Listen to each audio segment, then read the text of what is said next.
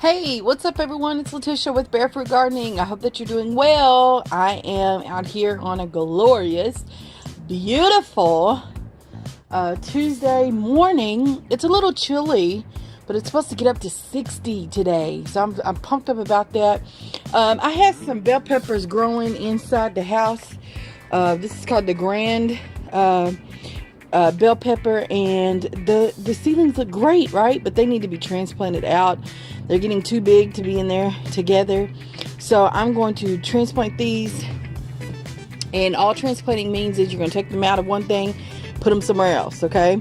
And I'm gonna put them in these little pots here, and I'm gonna water this down because all this is dry soil. So I'm gonna just go ahead, and because it has its second set of leaves, maybe in a third set of leaves, okay? So here's the first set. Here's the first or the leaves that came up when the seedling first sprouted. This is the first set of true leaves, and here is the second set of true leaves. So I'm going to go ahead and fertilize it just a little bit. On hand right now, I just have the Epsom salt. I don't feel like going to my shed, so I'm gonna water the soil down with this mixture of Epsom salt. Remember, Epsom salt is pretty much considered organic, and it's very cheap to buy at the store. Epsom salt can help with the coloration. Again, for some reason, when my seedlings get to a certain point, they start to turn a little light green. I'm not sure if that's because they're getting closer to the light and the light is doing it, or because you can see the first set of leaves are darker green, right? But those true leaves start to look a little different.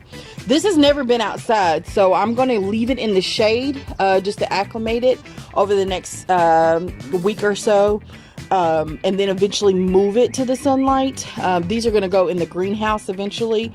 I just want to shock them as they are transitioning, but I'm gonna go ahead and water these little pots down with Epsom salt and a gallon of water.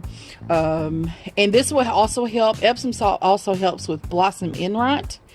And blossom end rot, if you don't know what that is, I did a video on that, usually on the bottom of your fruits. So anywho, I'm going to make sure that I get this all mixed up, and then I'll come back to you when I'm actually planting the seedlings. I just want to make sure the soil is saturated just a bit before I plant them. All right, so I separated the pepper seedlings, and I just wanted to show you that it has pretty good roots growing. And so all I do is just dig a hole with my finger, place the seedling in, and bury it up to the first set of leaves. And I'm gonna press it down just a little bit here to make sure that all the or most of the air bubbles are out, and voila.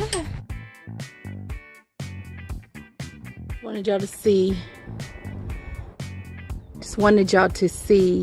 my little pepper transplants. So I just transplanted these, and they're going through a shock. They're kind of droopy. Y'all see that? But hopefully they perk up. I did water them in with some regular water just a little bit, and they're just adjusting, so hopefully they adjust well and they can perk back up and be strong for me. All right, sometimes that happens. No need to freak out. Look at the babies. They've perked back up. Thank God. I was so worried. Look at them. I ain't gonna lie, y'all, I was sweating. All right, so I want to share with you all what I did here. Last fall, I was introduced to the concept of cover crops. And so beginner gardeners, a cover crop is, it could be clover, it could be wheat, it could be, I don't know what else was in that seed mix, to be all honest, but you basically want your soil to continue to be worked even throughout the winter time. And so I just sprinkled seeds in my containers, and they grew up nice and healthy. And you're supposed to cut these down before they bloom, like before the clover blooms and everything. So I'm just going to go ahead and do that. And what it does is over the winter time, it kicks nitrogen into the soil. And so now when I get ready to plant my spinaches and lettuces and things like that in these little containers, I will be golden because the nitrogen is already in there. And I'm just going to work the cover crop back into the soil.